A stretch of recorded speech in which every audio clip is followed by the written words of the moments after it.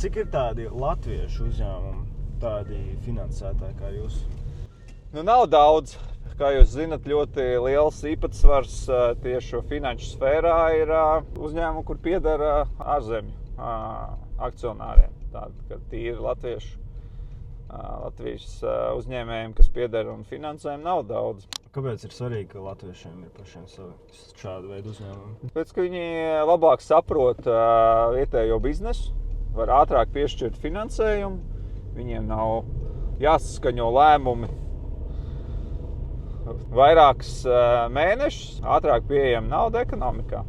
Jā, nu, protams, mums tā resursu cena ir augstāka nekā lielajām bankām un tā, bet tad jautājums, vai tā starpība tie daži procenti neatsver to, ka to naudu dabū ātrāk un nopelna ātrāk.